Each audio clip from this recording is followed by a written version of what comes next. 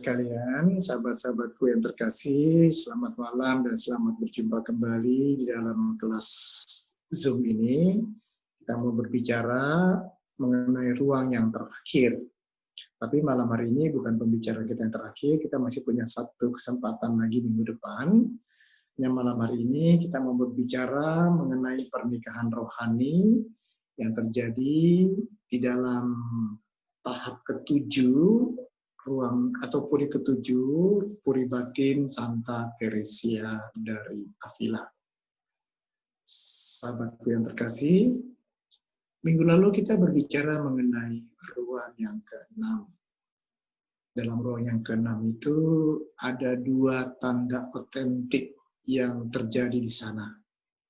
Yang pertama, jiwa mengalami keterserapan dalam Allah yang besar.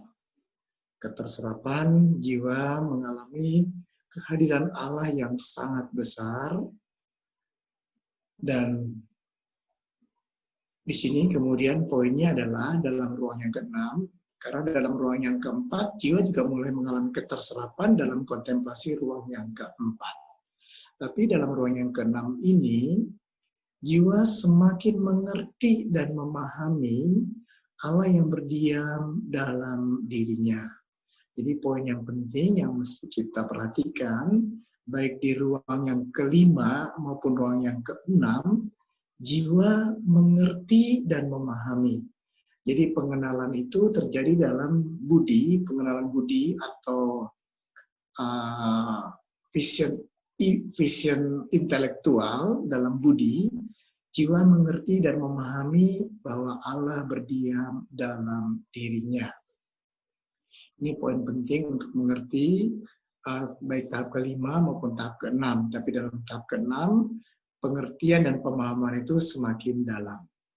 Lalu yang kedua, jiwa semakin peka akan dosa-dosa di masa lalunya.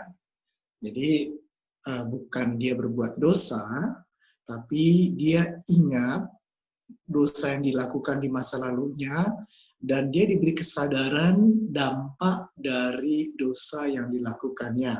Bukan berarti juga bahwa dosanya belum diampuni kalau dia sudah mengaku dosa, karena ada beberapa pertanyaan mengenai hal ini. Jadi dosanya sudah diampuni, tapi di dalam ruang yang keenam ini, jiwa diberi rahmat untuk melihat akibat dan dampak dosa yang pernah dilakukannya. Nah, jiwa menjadi peka akan dosa-dosanya, bahkan dosa kecil sekalipun. Ini menjadi sebuah perjuangan yang berat bagi jiwa. Karena seringkali dosa itu sudah berakar begitu dalam pada jiwa. Kebiasaan-kebiasaan tertentu dan dosa tertentu berakar begitu dalam, dan akhirnya dampak dari dosa itu memberikan kesedihan dan penderitaan yang tidak kecil. Jiwa sedih karena melakukan dosa di masa lalunya, dan jiwa merasa terluka. Kalau Teresa Avila mengatakan, entah dari mana dia tidak tahu luka itu datangnya dari mana dan bagaimana, tapi Allah memberikan rahmat itu, sehingga jiwa merasa sedih dan terluka karena melihat dosa-dosa di masa lalunya yang dilakukan karena kebodohannya, karena kelalaiannya, dan mengapa dia melakukan dosa itu menjadi sebuah penyesalan yang terjadi. Jadi melihat dampak dosa ini akan membuat jiwa menimbulkan luka pada jiwa, ada kesedihan, kebodohan, penyesalan, dan seterusnya. Tapi juga sekaligus luka ini menimbulkan niat untuk semakin mencintai Tuhan.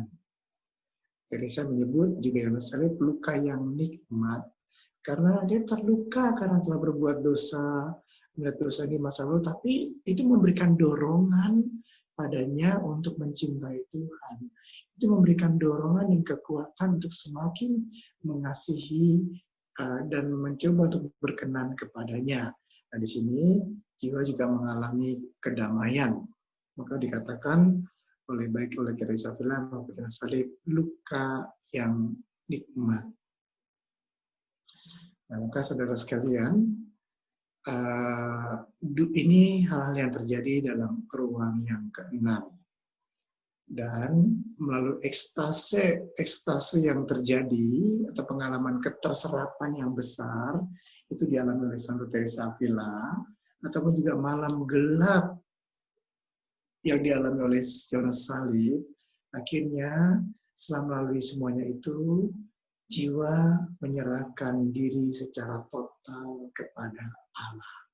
Nah, ini poin penting dari perjalanan jiwa. Ketika jiwa menyerahkan diri secara total kepada Allah, dan jiwa sudah dimurnikan, sudah dibersihkan seluruhnya dari akar-akar dosa. Akar dosa itu seperti dicabut dari dalam dirinya, itu menimbulkan kepedihan, dia teringat akan dosanya yang telah melukai Allah begitu dalam, melukai dirinya juga begitu dalam, itu membuat dia begitu terluka.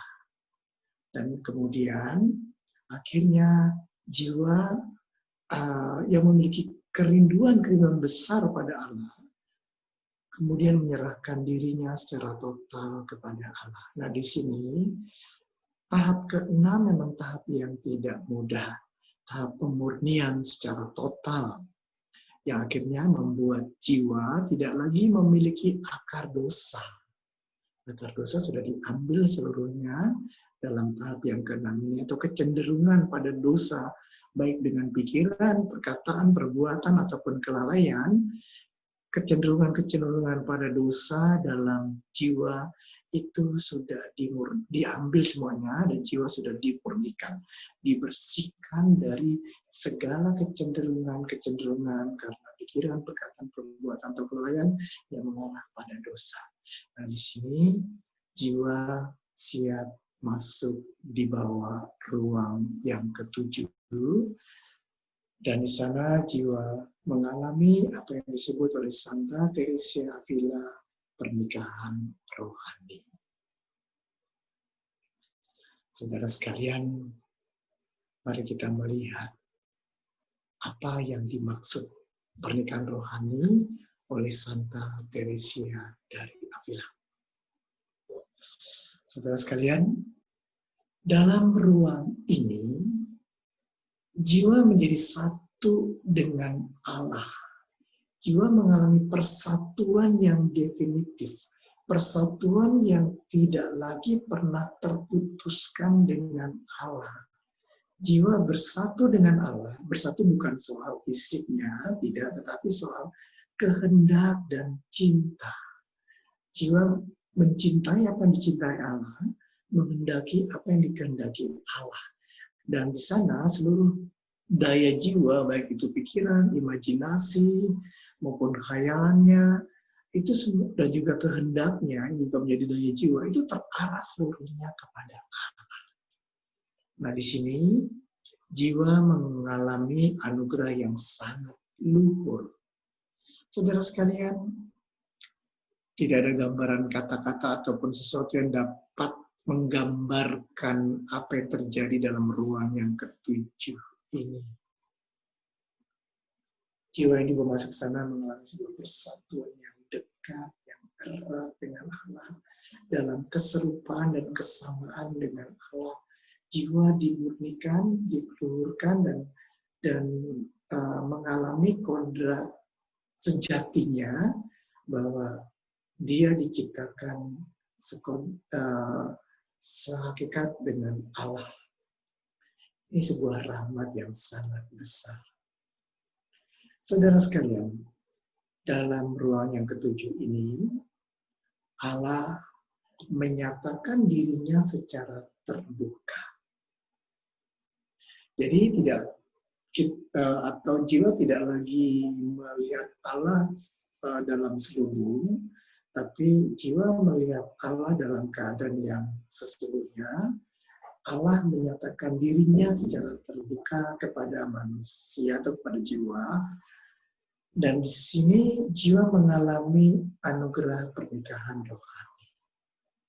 Saudara sekalian, kalau kita melihat upacara pernikahan di gereja, setelah upacara janji setia, baik mempelai laki-laki maupun kepada mempelai perempuan dan mempelai perempuan kepada laki-laki mengucapkan janji setia itu. Kemudian pada bagian akhir biasanya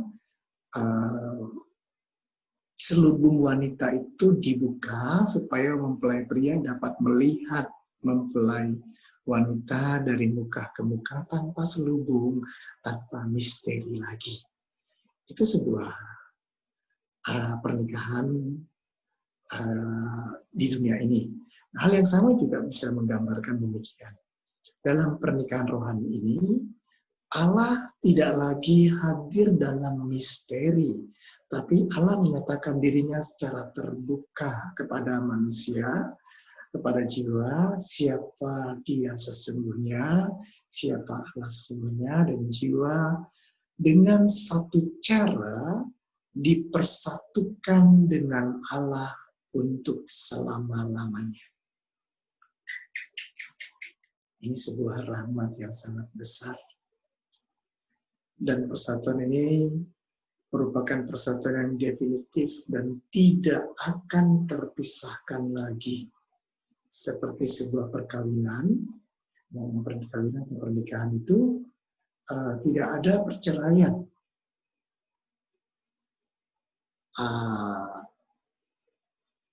Apakah suara saya jelas? Ingat, tes 1. Oke, baik, terima kasih. Baik, karena tadi ada yang chat, katanya kurang jelas. Baik, jadi persatuan ini merupakan sebuah persatuan yang definitif dan tidak terpisahkan lagi. Jadi, jiwa disatukan dalam kehendak dan dalam cinta dengan Allah. Saudara sekalian, dalam sebuah penglihatan budi, jiwa mengerti dan memahami kebenaran Tritunggal yang Maha Kudus. Jadi di sini bukan soal intuisi, imajinasi, atau melihat, atau vision. Visinya adalah vision intelektual, bukan vision imajinasi atau vision intuisi, bukan. Bukan berintuisi seakan-akan Allah ada, bukan. Tapi di sini soalnya adalah jiwa mengerti dan memahami kebenaran Tritunggal yang Maha Kudus. Disinilah ketika Allah menyatakan dirinya secara terbuka kepada jiwa, jiwa mengerti 3 pribadi, Bapa, Putra, dan Roh Kudus adalah satu dalam substansi, dalam kuasa dan pengetahuan, dan adalah satu Allah. Apa yang dialami, maksud saya apa yang diimani dan dipercayainya selama ini, dalam ruang yang ketujuh itu dimengerti dan dipahami. Allah Tritunggal, Bapa, Putra, dan Roh Kudus dialami oleh jiwa. Dan di sana Allah lah sebetulnya yang menyatakan diri kepada jiwa melalui pengertian budi yang jauh lebih halus daripada sebelumnya. Di ruang kelima dan ruang yang keenam memang jiwa mengerti dan memahami bahwa Allah berdiam dalam lubuk jiwanya. Tapi dalam ruang yang ketujuh ini, Allah memberikan sebuah pemahaman dan pengertian yang jauh lebih halus daripada sebelumnya. Mengerti sungguh di kedalaman hati yang terdalam, Allah tinggal di sana, Allah bersemayam di sana. Pengalaman ini atau pemahaman ini amat berbeda dengan pemahaman dalam ruang yang kelima dan ruang yang keenam. Allah memberikan rahmat yang besar sehingga jiwa mengerti dan memahami bahwa Allah berdiam di dalam lubuk jiwanya. Saudara sekalian,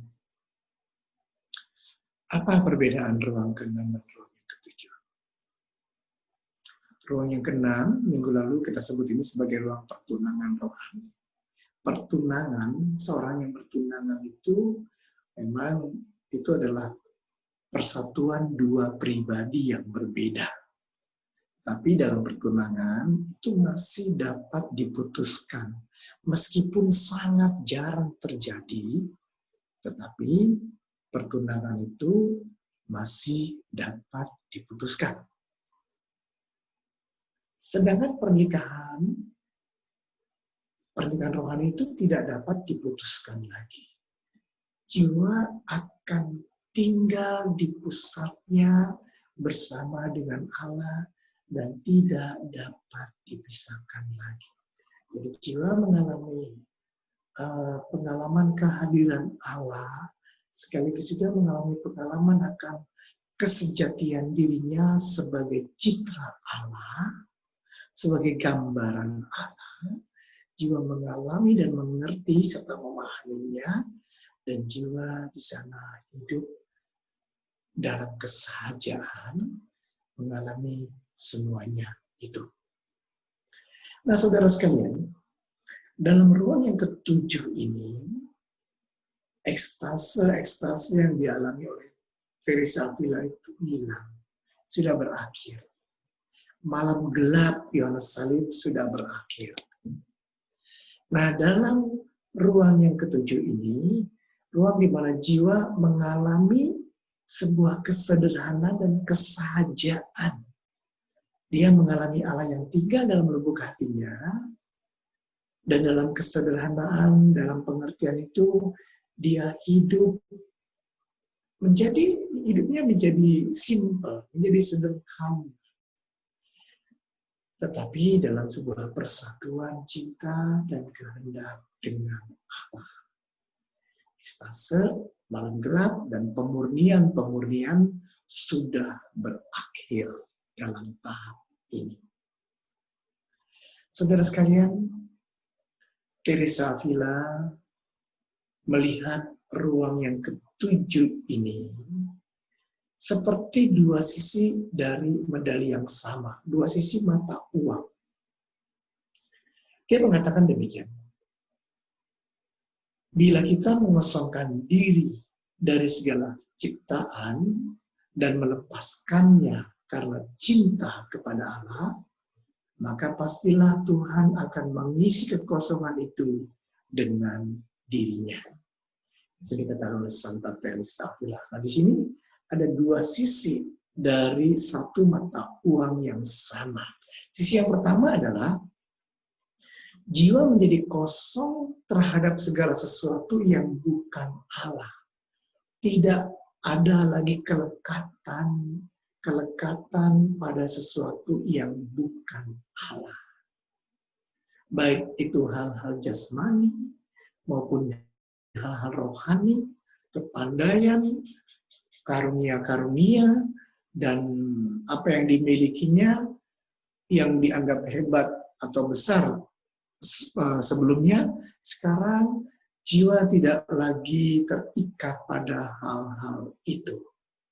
Jadi ada sebuah kelepasan dari segalanya, ada sebuah pengosongan terhadap segala sesuatu yang bukan Allah. Teresa mengatakan begini, jadilah miskin, bersedialah kehilangan segala sesuatu, bahkan kehilangan kebajikan-kebajikanmu. Sejauh itu hasil dari usahamu sendiri, dan yang hanya bisa memperkaya dirimu saja. Jadi, Teresa mengatakan bahkan kita perlu melepaskan diri bahkan dari kebajikan-kebajikan yang membanggakan, yang membuat kita merasa hebat, merasa bangga dengan kebajikan itu. Nah, ini kita harus melepaskan diri semuanya itu. Jadilah miskin, kosong dari semuanya itu. Jadi kelepasan ini akhirnya hanya atau membuat jiwa secara total seluruhnya terarah kepada Tuhan. Nah, sisi yang kedua,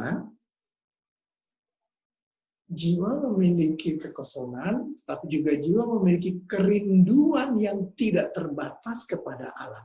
Di satu pihak, dia memiliki kekosongan terhadap dunia, tapi memiliki sebuah kerinduan yang tidak terbatas kepada Allah. Teresa dalam ruang ketiga ini mengatakan demikian. bila Tuhan berbelas kasihan kepada jiwa ini yang menderita karena kerinduannya, maka dia membawa jiwa ini ke tempat kediamannya sendiri dalam ruang yang ke-7.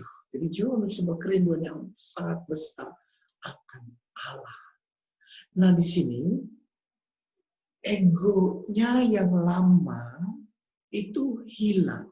Egonya yang lama sudah dikuasai, sudah mati, dan sekarang dirinya seluruhnya terarah kepada Allah, dan seakan-akan Allah yang menguasai manusia dengan segala yang dimiliki dan yang ada pada dirinya. Egoismenya hilang dan kehendaknya itu dikuasai oleh Allah, atau kehendaknya diselaraskan dengan kehendak Allah. Inilah yang terjadi dalam ruang yang ke-7. Jiwa menyerahkan seluruh hidupnya secara total dan untuk selama-lamanya bagi Sang Kekasih, bagi Tuhan sendiri. Saudara sekalian, di sini terpenuhilah sabda Kristus dalam Yohanes 15 ayat 13. Yesus mengatakan, tak ada kasih yang lebih besar daripada kasih seorang yang menyerahkan hidupnya bagi sahabatnya. Jiwa menyerahkan hidupnya seluruhnya kepada Allah. Menyerahkan dirinya secara total untuk selamanya kepada Allah. Maka saudara sekalian, seperti Yesus, jiwa dapat berkata, makananku ialah melakukan apa yang diperintahkan oleh Bapa kepadaku. Jadi kerinduannya adalah melakukan kehendak Tuhan. Kehendaknya diselaraskan dengan kehendak Tuhan. Saudara sekalian, memang kita ini bukan robot, bukan mesin otomatis, tetapi jiwa yang demikian itu menjadi pribadi yang utuh, pribadi yang seluruhnya terarah kepada Tuhan. Dan dia mencapai kemungkinan yang paling tinggi dan memiliki kebebasan yang besar untuk mencintai yang baik dan melakukan yang baik. Dalam kesadaran dan dalam kebebasannya, jiwa menyerahkan seluruh dirinya kepada Tuhan dan pribadinya seluruhnya terarah kepada Allah. Saudara sekalian, mengenai kebebasan ini, Santo Agustinus mengatakan begini. Kebebasan yang sejati adalah kemampuan untuk mencintai yang baik dan melakukannya. Inilah kebebasan sejati. Jadi dalam ruang yang ke-7 ini, jiwa dibebaskan, karena dalam ruang yang ke-6 tadi, jiwa sudah dimurnikan seluruhnya. Jadi dia dibebaskan dari kecenderungan berbuat dosa. Dia memiliki sebuah kebebasan untuk melakukan kehendak Allah, untuk mencintai yang baik dan melakukannya. Karena tidak ada lagi kecenderungan untuk berbuat dosa dalam dirinya. Segala keterbatasan manusia dan keterbatasan dan kelemahannya dilampaui, sehingga di sini segala sesuatu bersifat ilahi semata. Ini rahmat yang sangat besar yang dialami Santa Teresa Avila saat dia masih hidup. Juga Yohanes Salib tidak menyebut ini sebagai pengalaman pernikahan rohani, dia menyebutnya sebagai sebuah persatuan transforman, persatuan yang mengubah dirinya atau manusia itu diubah untuk menjadi sama seperti Allah. Bahkan Yohanes Salib mengatakan bahkan tampaknya lebih seperti Allah daripada manusia. Nah, di sini Allah memberikan sebuah rahmat yang besar kepada jiwa. Akan tetapi, dalam ruang yang ketujuh ini, meskipun manusia berada dalam sebuah persatuan dengan Allah, manusia tidak lebur, tidak hilang di dalam Allah. Manusia tetap memiliki pribadi, tapi sekarang pribadinya seluruhnya dikuasai dan diarahkan kepada Allah. Maka kerinduannya adalah untuk memuji Tuhan, menyembah Tuhan, memuliakan Dia, melakukan kehendak Dia. Ini yang menjadi sebuah kerinduannya. Nah, jiwa ini tidak lebur dalam Allah. Dalam ruang ini, Teresa Avila berbicara tentang suatu bentuk kelupaan. Ada semacam kelupaan. Kelupaan yang aneh. Teresa menulis demikian. Suatu kelupaan di mana jiwa itu seolah-olah dikatakan, benar-benar sudah tidak ada lagi. Dia berada dalam suatu keadaan di mana dia tidak lagi tahu tentang dirinya. Dia seluruhnya dikuasai oleh Allah. Dengan suatu cara yang luar biasa, ia lupa segalanya. Seolah-olah tampaknya dia tidak ada lagi. Seperti yang sudah saya katakan, dia sudah tidak mau apa-apa lagi, kecuali bila hal itu dapat menambah kemuliaan dan kehormatan Allah. Saudara sekalian, Teresa mengalami pengalaman ini. Tapi juga ada pengalaman lain, jadi tidak seluruhnya atau tidak selamanya mengalami atau berada dalam situasi ini. Tapi ada satu saat di mana seakan-akan demikian, dia tidak lagi tahu tentang dirinya. Ada sebuah kelupaan yang aneh, karena yang dilihat dan seluruh hidupnya atau dirinya juga terarah kepada Allah. Seluruh pikirannya dikuasai oleh Allah. Dan hidupnya sepenuhnya untuk Allah. Semua kerinduan dan pikirannya terarah kepada pelaksanaan kehendak Allah. Jadi ada sebuah keselarasan dengan Allah. Manusia di satu pihak menjadi suatu kekosongan besar dan total dari realitas dunia ini, tapi di lain pihak kekosongan itu diisi seluruhnya oleh kepenuhan Allah itu sendiri. Allah memenuhi seluruh dirinya. Ini yang terjadi dalam ruang yang ketujuh.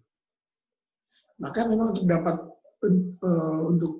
untuk dapat dikuasai oleh Allah sepenuhnya, akar-akar dosa itu dicabut seluruhnya dari dalam diri, dari dalam jiwa, di ruang yang keenam. Semuanya dicabut, dan sekarang jiwa sungguh dimurnikan, dikuduskan, dan bersatu dengan Allah itu sendiri. Saudara sekalian, rahmat ini ditawarkan kepada kita ketika kita masih di dunia ini. Teresa Avila, juga Yohanes Salib, dan banyak para kudus itu juga mengalami pengalaman persatuan dengan Allah dengan cara yang berbeda, dengan itu semua tergantung pada kebijaksanaan Allah itu sendiri. Saudara sekalian, kita akan melihat apa bedanya ruang kelima dan ruang yang ketujuh ini. Perbedaan pertama, memang dalam ruang yang kelima itu juga jiwa mengalami sebuah persatuan cinta dengan Allah, persatuan kehendak dengan Allah. Tapi kita melihat dalam ruang yang kelima itu daya-daya jiwa seakan-akan ditidurkan. Nah, dalam ruang yang ketujuh ini, persatuan dengan Allah itu bersifat lebih radikal dan lebih dalam. pada doa persatuan ruang yang kelima, memang jiwa mengira bahwa persatuan itu sudah total. Tapi sekarang, ketika dia masuk dalam ruang yang ketujuh, dia menyadari bahwa ada sesuatu yang lebih dalam lagi. Allah mengundang jiwa untuk mengalami persatuan cinta lebih dalam lagi dengan Allah. Pada persatuan pada ruang yang ketujuh ini terjadi pada pusat jiwa yang paling dalam. Nah, dalam bukunya Santa Teresa mengatakan rupanya pusat jiwa itu bukan hanya satu ruang yang bukan hanya satu ruang saja, tapi juga ada 3 ruang di sana, ruang 5, 6, dan 7. Tapi jiwa bisa mengalami kedalaman cinta, kedalaman pengalaman akan Allah di dalam hidupnya. Ketika orang masuk dalam ruang yang kelima, dia mengira bahwa dia sudah mengalami Allah dan mengalami kesatuan yang dalam dengan Allah. Tapi rupanya dia bisa masuk lebih dalam lagi ke pusat jiwanya, ke dalam persatuan itu, ketika dia diperkenankan Allah masuk dalam ruang yang ketujuh. Dalam ruang yang ketujuh ini, orang sungguh merasakan berada di pusat terdalam, dan di sana ia mengalami ketiga pribadi ilahi, Bapa, Putra, dan Roh Kudus. Tapi juga sekaligus satu Allah ada di sana menyatakan dirinya tanpa misteri, tanpa selubung kepadanya. Di dalam pusatnya yang terdalam, dia sekarang tahu bahwa Allah senantiasa ada di sana dan tidak pernah meninggalkannya. Maksud saya memang Allah itu tetap misteri bagi jiwa. Kalau saya katakan tanpa selubung lagi, di sana jiwa mengalami realitas Allah yang sesungguhnya, bahwa Allah adalah Bapa, Putra, dan Roh Kudus. Tapi tetap sebenarnya Allah tetap misteri bagi jiwa. Kita tidak pernah memahami Allah seluruhnya atau seutuhnya. Ini saya ralat sedikit soal ini. Tetapi jiwa memandang Allah dari muka ke muka, jiwa memandang Allah sebagai Bapa, Putra, dan Roh Kudus. Jiwa mengerti dan memahami apa yang selama ini diimani, itu dimengertinya.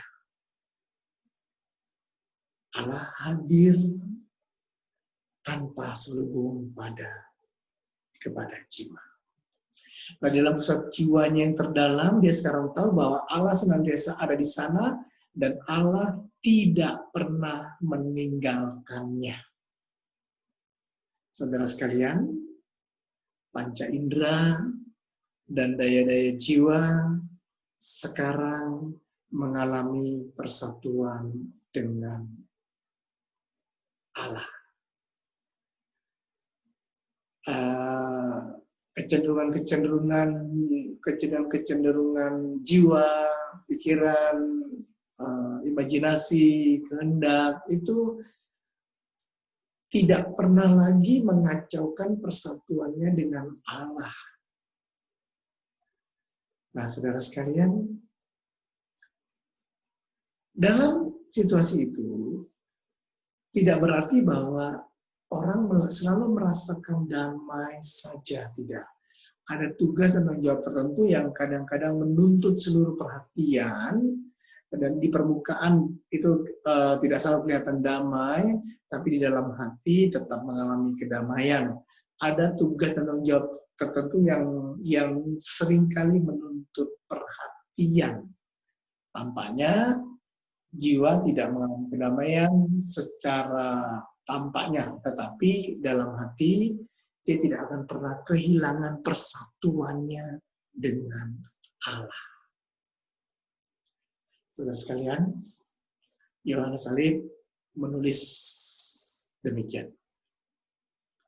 hendaknya diperhatikan bahwa sebelum jiwa mencapai persatuan cinta kasih ini, ia harus mempraktekkan cinta kasih baik dalam hidup aktif maupun kontemplatif. Tetapi sekali dia telah mencapainya, janganlah dia sibuk dengan pekerjaan lain dan latihan-latihan lahiriah yang bisa menjadi halangan sekecil apapun pada perhatian cinta kepada Allah. Biarpun pekerjaan itu merupakan suatu pelayanan yang besar kepada Allah. Sebab sedikit saja dari cinta murni ini lebih berharga bagi Allah dan jiwa dan lebih bermanfaat bagi gereja daripada semua kegiatan itu seluruhnya, walaupun tampaknya ia tidak berbuat apa-apa. Ya, Galib menasihati, jika orang berada dalam ruang yang ketujuh ini, dia harus memperhatikan bahwa kegiatan-kegiatan aktif itu kalau bisa dihilangkan, yang kalau itu dapat menjadi halangan pada perhatian cinta kepada Allah. Karena cinta murni yang dimilikinya, meskipun sedikit saja, itu lebih berharga bagi Allah dan bagi jiwa daripada cinta semua orang yang tidak mengalami pengalaman ruang yang ketujuh ini. Nah, ini perbedaan yang pertama. Perbedaan yang kedua, kita melihat ruang yang kelima dan ruang yang ketujuh. Persatuan dalam ruang yang ketujuh ini sungguh-sungguh bersifat definitif, tidak lagi terceraikan, karena di sana telah terjadi penyerahan total. Seperti sebuah pernikahan, ada sebuah penyerahan, yang satu menyerahkan diri kepada mempelainya, di lain pihak dia juga menerima mempelainya itu apa adanya. Jadi ada sebuah penyerahan total di sana, maka terjadilah sebuah persatuan yang tidak terpisahkan. Jadi persatuan dalam ruang yang ketujuh ini sungguh-sungguh bersifat definitif, total, dan tidak terpisahkan. Di sini, Tuhan telah mempersatukan diri dengan makhluk ciptaannya sedemikian rupa, sehingga tidak dapat dipisahkan lagi. Jiwa tinggal di pusatnya yang terdalam, mengalami kesadaran realitas kesejatian dirinya, yang sehakikat dan secitra dengan Allah, dan dia mengalami persatuan dengan Allah. Dalam persatuan ini, saudara sekalian, kita harus ingat ini satu hal ini. Allah yang mempersatukan kita dengan dirinya. Bukan kita yang mempersatukan diri kita dengan Allah, tapi Allah yang mempersatukan diri kita dengan dirinya, dan Allah tidak melebur kita. Kita menemukan identitas yang baru, kepribadian yang sejati, kepribadian yang secitra dan segambar dengan Allah. Ini dialami oleh jiwa di pusat terdalam lubuk hatinya. Jiwa melihat dirinya dalam kesecitraan dan segambar dengan Allah. Sebuah rahmat pengenalan diri yang sangat luhur, yang sangat tinggi, di mana jiwa melihat kepribadian yang sejati sebagai citra dan gambar Allah.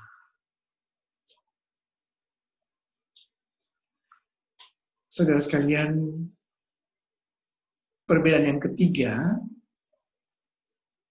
dalam ruang yang kelima, kemarin kita melihat dalam ruang kelima itu daya-daya jiwa itu seperti ditidurkan.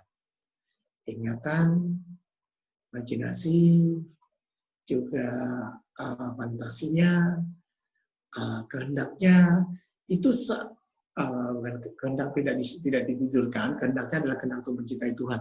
Tapi daya-daya jiwa yang lain itu seakan-akan tidur. Nah, di sini jiwa mengalami persatuan dengan sadar, baik itu ingatannya, pikirannya, fantasinya, semuanya terarah kepada Allah semata.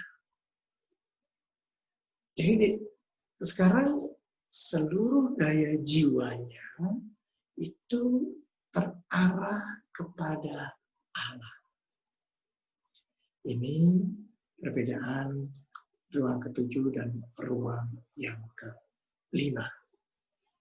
Nah, saudara sekalian, dalam ruang yang ketujuh ini ada ciri hakiki yang perlu kita lihat ketika orang masuk dalam ruang yang ketujuh ini, yaitu bahwa Allah Tritunggal yang dikenali dalam atau dimengerti dalam dirinya itu menjadi hidupnya, dan bahwa dia telah dipersatukan secara definitif dengan Yesus seperti mempelai perempuan dengan mempelai laki-laki. Jadi ini tanda yang hakiki dalam ruang yang ketujuh. Mengalami Allah Tritunggal dan hidup di dalamnya, dan dipersatukan secara definitif dengan Yesus seperti seorang mempelai perempuan dengan mempelai laki-laki. Saudara sekalian, pengalaman ini dialami oleh Santa Teresia Avila. Tapi pengalaman ini tidak selalu sama antara satu mistikus lain dengan mistikus yang lainnya. Jadi pengalaman yang dialami Teresia ini tidak selalu dialami oleh para kudus lainnya. Tuhan punya banyak cara untuk menguduskan seseorang, dan setiap orang juga punya caranya masing-masing untuk mengalami sebuah penyerahan diri yang total kepada Allah, sehingga kemudian mengalami relasi yang dekat dengan Allah sedemikian rupa. Saudara sekalian, meskipun para mistikus tidak mengalami pengalaman seperti Teresia, tapi intinya sama. Mereka mengalami persatuan yang tidak terpisahkan dengan Putra Allah itu sendiri, dengan Yesus.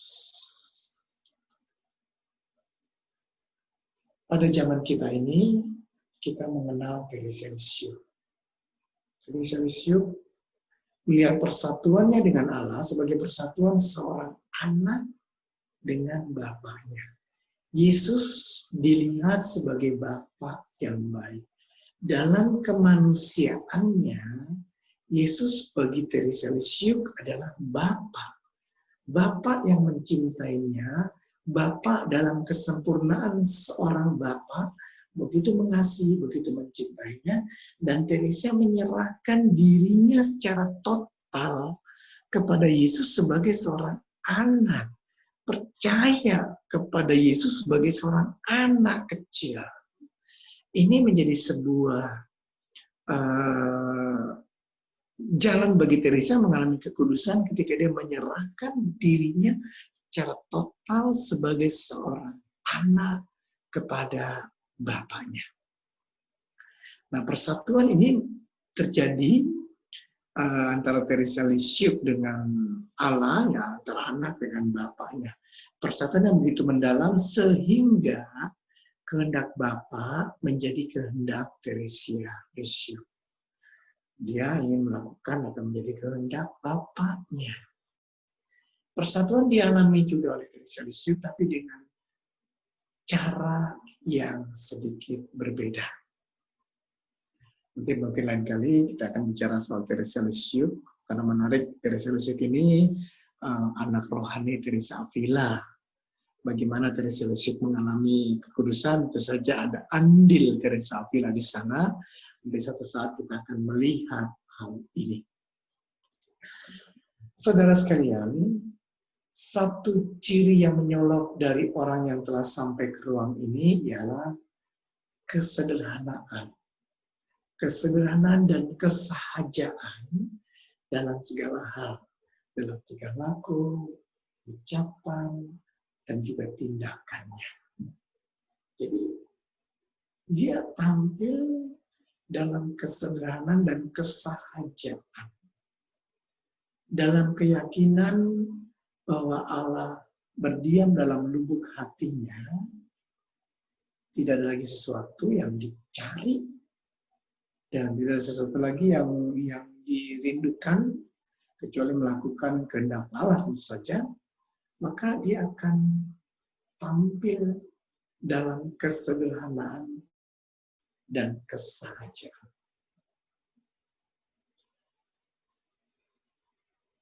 Nah, saudara sekalian, dalam ruang yang ketujuh ini, seorang yang masuk dalam ruang ini, dia baru saja memulai sesuatu yang baru. Apa itu sesuatu yang baru? Orang yang sampai dalam ruang yang ketujuh, bukan berarti bahwa dia menganggur. Tidak. Sebagaimana Tuhan tidak berhenti bekerja, maka manusia juga demikian. Jiwa-jiwa yang ada dalam ruang yang ketujuh, bukan berarti dia udah tenang-tenang karena sudah mengalami damai, tidak demikian. Tapi mereka menjadi partner Allah yang handal dalam karya keselamatan. Ini saatnya mereka bekerja dengan satu cara atau dengan cara yang berbeda. Di sini mulai sesuatu. Orang yang sampai dalam ruang ini tidak ingin beristirahat, tapi dengan semua daya jiwanya yang sekarang terarah kepada Allah, jiwa bekerja segiat-giatnya bagi kemuliaan mempelainya. Dosa dan kecenderungan pada dosa tidak lagi menguasai dirinya, tapi seluruh kehendaknya terarah kepada Allah, seluruh cintanya juga terarah kepada Allah, dan di sini jiwa mau bekerja segiat-giatnya bagi kemuliaan Allah. Sekarang jiwa memiliki kekuatan yang besar, karena jiwa bersatu dengan Dia yang kuat, dalam persatuan yang tertinggi dengannya. Dan juga kelemahan-kelemahan indrawi juga tidak lagi mempengaruhi dirinya. Kecenderungan-kecenderungan pada dosa itu juga tidak lagi mempengaruhi dirinya. Dan di sini jiwa memiliki daya yang sangat besar untuk memuliakan dan untuk menyembah Tuhan. Kekuatan jiwa bahkan mampu menguatkan seluruh daya-daya fisik, fantasi, keinginan, ingatan, budi, kehendak untuk memuliakan Allah. Jadi seluruh hidupnya, seluruh aspek dirinya itu dipergunakan untuk bekerja memuliakan Allah. Oleh karena itu, sekarang tubuh dapat melakukan tapak yang berat seperti yang dilakukan oleh para kudus. Seluruh hidupnya diarahkan kepada Allah untuk kemuliaan Allah.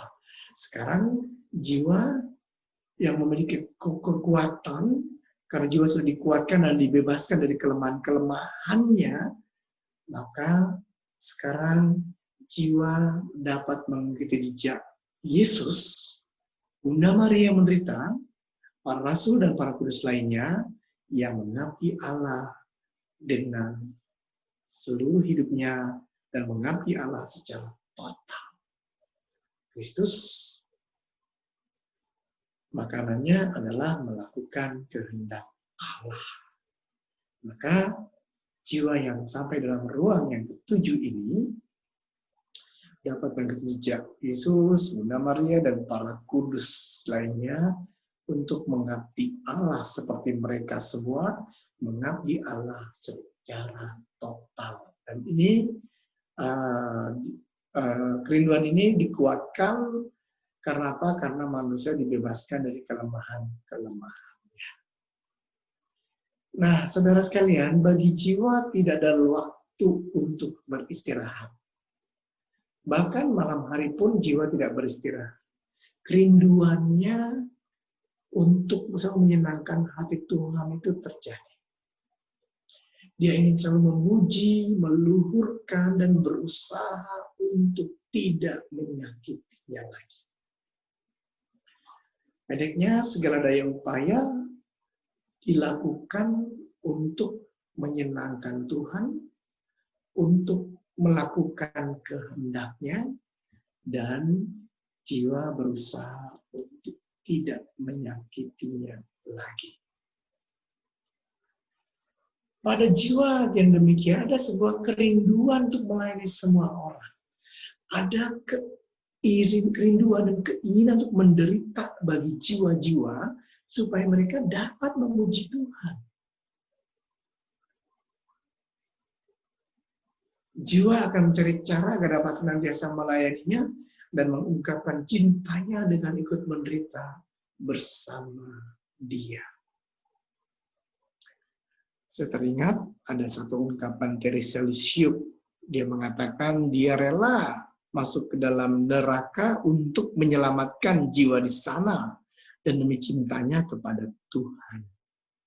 Ya, tidak mungkin Tuhan akan memasukkan Teresa ke dalam neraka, tapi sebuah ungkapan yang besar dari Teresa Lisieux bagaimana dia mau bekerja untuk menyelamatkan banyak jiwa supaya mereka diselamatkan. Dan Teresa Avila mengatakan demikian. Kepada para susternya atau di dalam bukunya, Teresa Avila menulis demikian. Bagaimana kalian menginginkan supaya Tuhan sudah puas dengan kata-kata saja, sedangkan Dia sendiri membuktikan cintanya melalui begitu banyak perbuatan dan penderitaan yang mengeri. Tahukah kalian artinya sungguh-sungguh rohani? Artinya ialah menjadi hamba-hamba Allah. Hamba-hamba itu dimeterai bakar dengan salib. Mereka sudah menjual kebebasannya supaya Tuhan dapat menjual mereka untuk menjadi hamba setiap orang seperti Dia sendiri. Ini yang dikatakan Teresa Avila. Jadi orang dalam roh yang ketujuh bukan berarti bahwa dia beristirahat, tapi dia bekerja segiat-giatnya bagi kemuliaan Tuhan.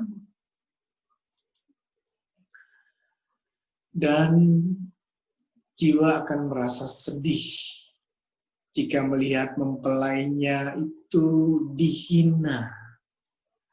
Ini menjadi sebuah penderitaan baginya. Juga apabila dia melihat banyak jiwa, banyak orang-orang berdosa itu mengalami kematian kekal, banyak orang berbuat dosa, itu membuat jiwa merasa menderita. Dan ia akan berdoa untuk mereka, dan ia mau menderita untuk mereka, supaya dalam kerahimannya Tuhan memberikan rahmat yang mereka perlukan.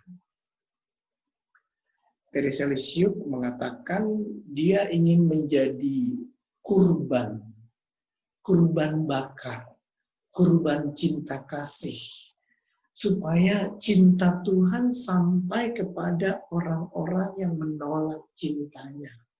Dia mau membiarkan dirinya menjadi victima caritas, menjadi kurban cinta, supaya cinta yang ditolak oleh manusia itu, cinta Tuhan yang ditolak oleh banyak orang itu tetap sampai kepada mereka. Untuk menyenangkan hati Tuhan, Teresa melakukan itu, dan Teresa bersedia menjadi kurban bakar bagi cinta Tuhan. Sebuah kerinduan yang besar untuk menyelamatkan banyak jiwa. Sehingga akhirnya, saudara sekalian, dalam roh yang ketujuh ini, jiwa akan mendoakan dan menderita bagi jiwa yang berdosa besar. Dan ini menjadi sebuah ungkapan cinta kepada sang mempelai. Dan di sini, jiwa berbahagia karena boleh menderita bersama mempelai yang dikasihinya. Santa Teresa Avila mengatakan, kita diberi karunia karena sedemikian itu. Diberi rahmat dan diajak untuk sampai ke dalam ruang yang ketujuh itu, dibebaskan dari kecenderungan dosa-dosa, supaya kita mampu menderita demi dan bersama Kristus. Ini kata Santa Teresa. Jadi orang yang dalam golongan ketujuh diberi rahmat yang besar supaya dia mampu menderita demi dan bersama Kristus untuk keselamatan jiwa-jiwa. Santo Paulus mengatakan begini, aku mengisi dalam tubuhku apa yang masih kurang dalam penderitaan Kristus demi kepentingan gereja. Ya, penderitaan Kristus sebetulnya sudah penuh, tidak kurang. Tapi Paulus ingin ikut serta di dalam penderitaan itu untuk kepentingan gereja. Paulus ingin terlibat dalam penderitaan Kristus supaya kasih yang disediakan Tuhan bagi gerejanya itu bisa sampai kepada mereka yang telah menolak cintanya. Demi kepentingan gereja, Paulus rela menderita demi Kristus. Saudara sekalian, mereka menderita, tapi mereka bahagia dalam penderitaan demi Kristus. Satu hal yang masih kita ingat, di sini mereka tidak pernah kehilangan damai. Meskipun mereka menderita, tapi demi Kristus, mereka tetap mengalami damai itu. Dan Teresa Lisieux mengatakan demikian. Saya tidak pernah menyangka bahwa saya bisa menderita seperti ini. Jadi Teresa Lisieux menderita begitu besar dan dia mengatakan demikian. Saya tidak pernah menyangka bahwa saya bisa menderita seperti ini. Jadi saudara sekalian, dalam ruang yang ketujuh ini, Tuhan memberikan, secara Tuhan memberikan sebuah rahmat besar, persatuan dengan Dia, dan untuk mengalami persatuan itu, jiwa harus sungguh-sungguh dimurnikan, disucikan, dibebaskan dari semua cacat celah yang ada pada dirinya, dan juga kecenderungan pada dosa, supaya pada akhirnya jiwa seperti ini dapat bekerja segiat-giatnya bagi keselamatan jiwa-jiwa dan bagi kemuliaan Allah. Ini sebuah rahmat yang tidak kecil, rahmat yang sangat besar, yang tidak terhingga. Dan rahmat ini ditawarkan kepada kita semua. Bukan hanya pada para pastor, para suster, atau para bruder, tidak. Tapi rahmat untuk mengalami kedekatan, kemesraan dengan Allah, itu ditawarkan kepada semua orang, kepada kita semua, untuk mengalami pengalaman yang indah ini. Di pusat jiwa, dia atau jiwa menemukan Allah, dan di pusat jiwa, jiwa memahami, mengerti realitas sejati dirinya sebagai citra Allah dan diciptakan segambar dengan Allah. Inilah tahap doa Santa Teresa Avila. Pertanyaan pertama, bagaimana cara berdoa terpusat dan cara berdoa hening? Baik, untuk melakukan doa keterpusatan, memang Santa Teresa itu mengajarkan satu metode doa yang disebut centering prayer. Centering prayer atau doa keterpusatan. Jadi doa ini yang membawa Teresa kepada kekudusan. Dan metode doa ini yang didahului dengan Lectio Divina. Tujuan Lectio Divina adalah memberikan sebuah kesadaran atau permenungan akan kasih Allah, akan apa yang telah dilakukan Yesus selama di dunia ini. Dan dari situ kemudian kita melakukan centering prayer atau doa keterpusatan. Teresa Avila mengatakan, jika orang melakukan doa keterpusatan, dalam waktu 1 tahun, bahkan 6 bulan saja, dia akan mampu menguasai daya jiwa. Artinya, dia akan dapat menguasai pikirannya, menguasai pelanturannya sehingga tidak melantur, dan dia dapat menguasai fantasi-fantasinya sehingga terarah kepada Tuhan. Nah, untuk melakukan doa keterpusatan ini, bisa lihat lebih jelas di channel YouTube Meditasi Eliana yang saya buat. Di sana saya membuat latihan meditasi. Juga saya banyak berbicara mengenai centering prayer dan Lectio Divina. Juga ada beberapa latihan yang dipersiapkan di sana di centering prayer dan juga Lectio Divina.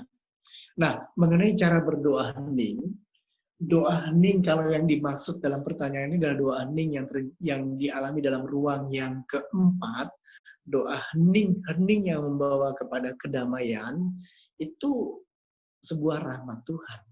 Itu sebuah kontemplasi ilahi di mana seorang seperti ditarik, terserap pada Tuhan, tertuju perhatiannya kepada Tuhan, dan di sana dia mengalami sebuah keheningan yang membawa kedamaian.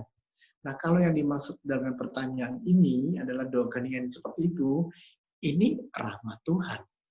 Bagian kita apa? Kita hanya melakukan doa keterpusatan. Centering prayer itu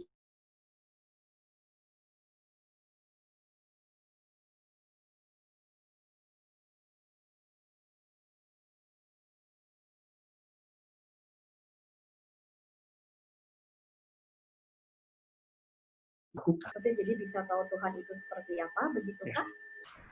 Ya, ini sebetulnya pertanyaan ini sudah saya jawab dengan penjelasan. Tadi saya melihat pertanyaan ini itu diajukan sebelum saya memberikan penjelasan, tapi tidak apa-apa, saya ulang.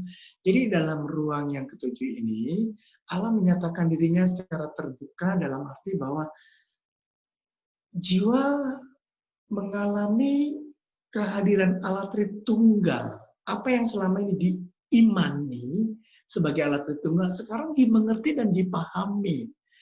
Nah, pernyataan diri Allah itu memberikan pengertian dan pemahaman kepada kita atau kepada jiwa bahwa Allah adalah Allah Tritunggal. Allah adalah Allah Bapa, Putra, dan Roh Kudus. Secara terbuka Allah menyatakannya demikian, tapi memang misteri Allah tetap misteri yang tidak dapat seluruhnya terbuka pada manusia. Ini kita harus membedakan hal ini. Di satu pihak Allah menyatakan dirinya sebagai Allah Tritunggal yang Maha Kudus, Bapa, Putra, dan Roh Kudus, tapi di lain pihak memang misteri Allah tetap tidak terjangkau oleh pemikiran kita. Teresa Avila mengatakan dalam ruang yang ketujuh ini, jiwa bahkan mengalami misteri-misteri Allah itu seperti dibukakan. Ada banyak misteri Allah di sana, tapi jiwa yang di dalam ruang ketujuh ini mengerti misteri-misteri ilahi. Jadi ada banyak hal yang kemudian dimengerti dan dipahami oleh jiwa mengenai Allah, dan Allah dilihat sebagai Allah Tritunggal oleh jiwa. Apa yang apa yang diimani dan dipercayai sekarang dimengerti dan dipahami. Begitu. Iya. Baik, Romo.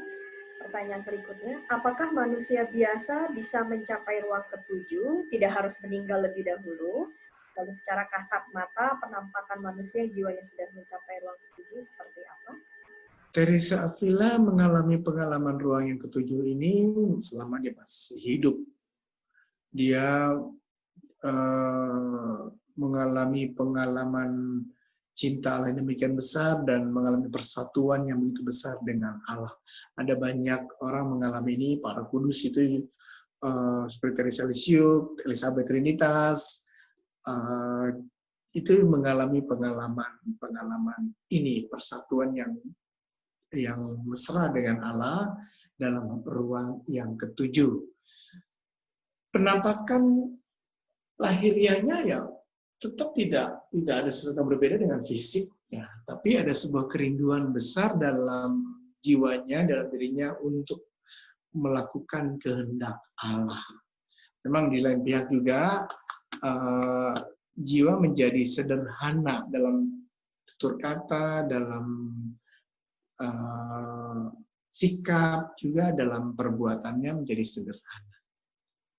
Begitu. Baik. Apakah jiwa di ruang ketujuh sudah tidak dapat berbuat dosa lagi layaknya manusia biasa? Ya, dalam ruang yang ketujuh manusia tidak dapat berbuat dosa lagi karena dia sudah berada dalam persatuan definitif dengan Allah. Itulah pentingnya ruang yang keenam dan beratnya ruang yang keenam. Kan dalam ruang yang keenam ini jiwa sungguh-sungguh dimurnikan. Di sini terjadi malam gelap rohani. Di sini terjadi malam gelap yang benar-benar gelap bagi orang tertentu. Akar-akar dosa atau akar-akar dosa dalam arti kecenderungan pada dosa itu semuanya dicabut dari dalam diri manusia. Dan ini tahap kelima memang tahap pemurnian total yang sangat berat dalam arti tertentu bagi jiwa yang mengalaminya. Tapi bagi Teresa Avila pun juga untuk menyerahkan kehendaknya kepada Allah juga melalui sebuah proses. Dia mengalami banyak vision-vision, mengalami banyak ekstase-ekstase, yang akhirnya membuat dirinya menyerahkan secara total kepada pribadi yang begitu luhur dan mulia yang dialaminya. Ini juga memerlukan sebuah proses yang tidak mudah. Jadi dalam ruang yang keenam, ini proses yang penting sehingga jiwa di dalam ruang yang ketujuh itu sudah sungguh-sungguh disucikan dan dimurnikan. Tidak ada lagi kecenderungan untuk berbuat dosa pada diri orang yang sampai di ruang yang ketujuh, karena oleh karenanya itu dia dapat disatukan secara definitif dengan Allah yang kudus. Hanya bisa bersatu dengan yang kudus. Supaya manusia itu kudus dan bisa bersatu dengan yang kudus, maka manusia itu dikuduskan, disucikan, dan dimurnikan. Mulai ruang yang, sebetulnya mulai ruang pertama, kedua, tiga pun juga, orang dikuduskan, mengalami pengudusan juga. Tapi ruang kelima dan keenam, ruang keenam ini menjadi sebuah pemurnian yang sangat berat bagi jiwa. Begitu. Baik, Bu. Jadi jiwa yang sudah masuk ruang 7 bisa dikatakan orang kudus, dan apakah sudah tidak bisa kembali ke ruang yang lain? Dalam arti tertentu bisa dikatakan demikian. Dia memang, kita semua orang kudus sebetulnya, orang disendirikan, dikuduskan. Tapi memang kalau dimaksud orang kudus, orang diberi gelar kudus ya, memang orang ini tidak lagi berbuat dosa. Dia dalam persatuan yang definitif dengan Allah. Dan karena persatuan yang definitif itu, dia tidak akan terlempar ke ruang sebelumnya. Ruang yang ke-6 masih bisa. Pertunangan masih bisa diputuskan. Masih bisa saya katakan ya. Meskipun mungkin dalam sebuah pertunangan sangat jarang terjadi pemutusan ikatan pertunangan, tapi masih bisa dan dapat terjadi bahwa pertunangan itu diputuskan. Teresa Avila menggambarkan begini, atau mengibaratkan. Persatuan dalam ruang yang ke-6 itu diibaratkan seperti dua lilin yang bernyala. Lilin itu disatukan, terjadi persatuan. Disatukan, nyala lilin itu bersatu. Ada kesatuan dari dua nyala lilin dijadikan satu, maka nyala lilin itu menjadi satu. Tetapi nyala lilin itu meskipun bersatu masih bisa dipisahkan. Ini gambaran ruang yang ke-6. Sedangkan ruang yang ke-7 itu, Teresa menggambarkan itu seperti air hujan yang jatuh ke kolam. Dan air hujan itu menjadi satu dengan kolam. Maksud saya air dalam kolam itu. Air hujan dan air kolam tidak lagi bisa dipisahkan ketika mengalami persatuan itu. Jadi persatuan dalam ruang persatuan ruang ketujuh ini memang tidak dapat dipisahkan lagi, dan gambar itu yang disampaikan oleh Santa Teresia dari Avila. Dan ini pernikahan rohani memang tidak terceraikan, sama seperti pernikahan dalam gereja Katolik tidak terceraikan, pernikahan rohani pun juga tidak lagi terceraikan. Begitu ingat. Baik. Lalu, apakah pengalaman jiwa mencapai ruang ketujuh ini sama seperti yang dialami oleh para nabi sehingga mereka bisa langsung merasakan apa yang menjadi pikiran dan kehendak Allah? Ya, karena kesatuannya dengan Allah, maka jiwa-jiwa seperti ini merasakan apa yang menjadi kehendak Allah itu sendiri. Jadi memang benar bahwa jiwa-jiwa yang ada dalam ruang ketujuh ini dia merasakan apa yang menjadi pikiran dan kehendak Allah karena jiwa berada dalam persatuan dengannya, dalam kehendak dan dalam cinta. Benar. Baik, ya. Baik, Bu. Lalu apakah semua santo dan santa semuanya sudah masuk ke ruang ketujuh sehingga memiliki pengetahuan ilahi seketika walaupun tanpa pernah mendapatkan pengajaran dari orang lain atau dari gereja? Tuhan punya banyak jalan, para santo-santo pun juga memiliki jalannya masing-masing. Bahkan ada katekumen, artinya orang yang baru masuk menjadi Kristen atau baru percaya pada Tuhan, tapi kemudian menjadi santo dengan kemartirannya. Jadi ada banyak jalan di mana Tuhan menyelamatkan dan memberikan anugerah besar kepada jiwa-jiwa.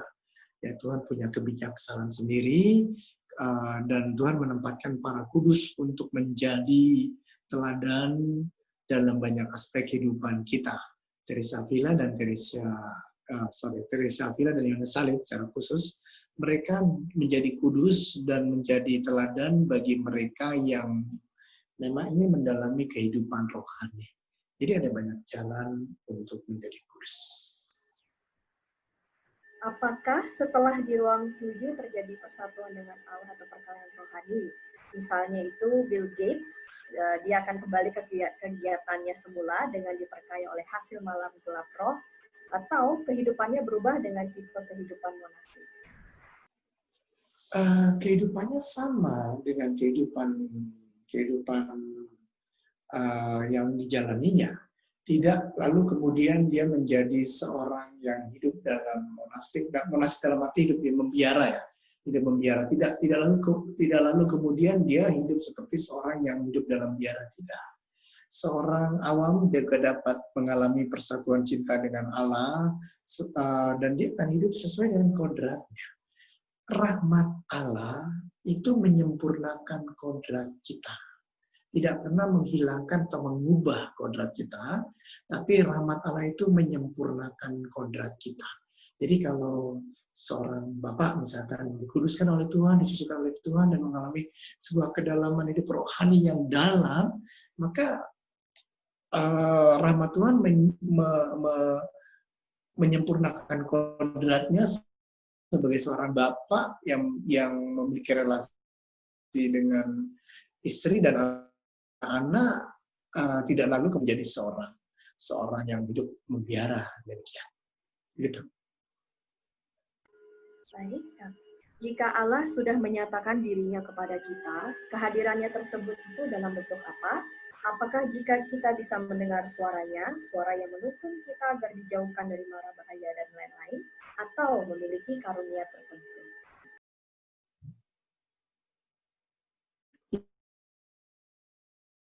Ya, ini satu hal yang sangat penting. Baik dalam ruang kelima, keenam, dan ketujuh, memang bahasa yang saya katakan memang Allah menyatakan diri, Allah menunjukkan diri, Allah menyatakan dirinya itu, atau manusia mengetahui Allah, itu memang bahasa yang saya gunakan, tapi sebetulnya menunjukkan satu hal ini. Satu hal, baik dalam ruang yang kelima, keenam, dan ketujuh itu ditandai oleh jiwa mengerti dan memahami bahwa Allah tinggal di dalam dirinya. Bukan melihat, bukan mendengar, bukan secara intuisi, bukan secara imajinasi, bukan juga vision, tapi vision itu juga bisa vision intelektual, intelektus yang didasarkan pada budi yang paling dalam, Tetapi di sini soalnya adalah jiwa mengerti. Ini sebuah pengenalan. Kalau dikatakan pengenalan bukan berarti saya berhadapan dengan satu bentuk tubuh tertentu atau badan tertentu atau wajah tertentu, tidak. Pengenalan dalam arti kita mengalami sebuah pengertian, mengerti dan memahami. Ini sesuatu yang dalam di dalam lubuk jiwa kita. Kita sungguh mengerti dan memahami bahwa Allah berdiam di sana tanpa harus ada gambaran, visi, dan sebagainya. Tanpa harus ada itu. Memang si Teresa Avila itu mengalami banyak ekstase, mengalami banyak keterserapan dengan Allah, kehadiran Allah. Tetapi pada akhirnya, itu semua memberi satu pengertian dan pemahaman yang mendalam pada diri bahwa Allah berdiam di dalam lubuk jiwanya.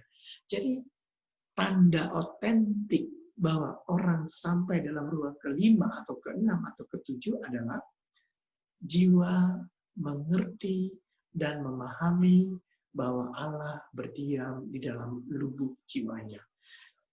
Pemahaman dan pengertian ini menjadi semakin dalam ketika orang sampai di ruang yang keenam.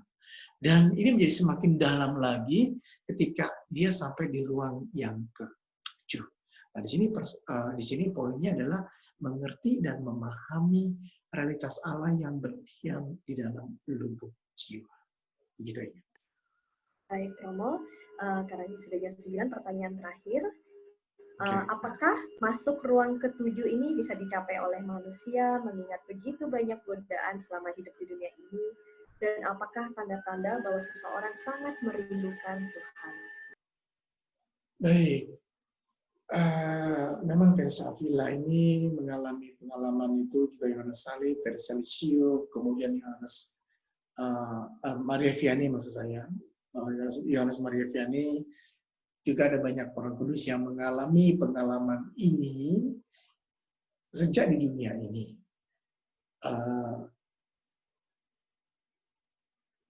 Teresa Avila mengatakan begini. Ada banyak orang mengalami pengalaman ruang yang keempat. Pengalaman kontemplasi ruang yang keempat. Pengalaman kehadiran Allah, keterserapan, keheningan yang membawa kedamaian yang dialami karena kehadiran Allah, itu banyak dialami oleh orang pada zamannya. Dan Teresa Avila mengatakan, sangat sedikit orang yang sampai pada ruang yang kelima. Jadi dalam ruang kelima itu sangat sedikit sekali. Meskipun dalam ruang itu banyak orang. Dan di zaman kita pun, saya juga berani mengatakan bahwa ada banyak jiwa dalam ruang yang, ada banyak jiwa di zaman ini, itu sampai pada ruang yang keempat. Tuhan memberikan anugerah besar di zaman kita ini melalui pembaharuan karismatik, di mana orang mengalami sebuah pengalaman kontemplasi ruang yang keempat, dan Tuhan mengundang orang mengalami pengalaman itu. Memang bukan satunya pembaharuan karismatik yang membuat orang mengalami pengalaman ruang yang keempat ini, tapi pembaharuan ini menjadi satu sarana sehingga orang mengalami pengalaman kontemplasi ruang yang keempat. Tetapi sayang sekali banyak orang yang mengalami pengalaman ruang yang keempat tetapi jatuh pada kesombongan, kebanggaan akan karunia-karunia. Ada banyak hal yang membanggakan dirinya sehingga lupa untuk sungguh-sungguh tenggelam dalam cinta Tuhan dan pencarian akan Allah. Sehingga banyak orang mengalami pengalaman kontemplasi ruang yang keempat, tetapi sangat sedikit orang yang sampai pada ruang yang kelima. Dan benar pertanyaan ini, dalam ruang yang ketujuh pun juga lebih sedikit lagi tentunya. Tetapi Yohanes Salib mengatakan, orang yang sampai di ruang yang ketujuh itu lebih berguna bagi Allah daripada jutaan orang yang tidak sampai pada ruang yang ketujuh. Nilai orang yang sampai pada ruang yang ketujuh itu sangat besar. Yesus memiliki nilai yang sangat besar di hadapan Allah. Kurban dan pelaksanaan untuk melakukan kehendak Allah itu memiliki nilai yang sangat besar yang tak terhingga di hadapan Allah. Yesus ingin melakukan kehendak Allah. Tentu saja satu tindakan Yesus itu akhirnya karena begitu bernilai dan berharga, sehingga itu mampu memberikan berkat untuk seluruh dunia ini. Maka saudara sekalian, meskipun sedikit yang sampai ke ruang yang ketujuh, kalau orang sampai ke ruang ini, jiwa ini akan sangat berharga bagi kemuliaan Tuhan. Baik, demikian.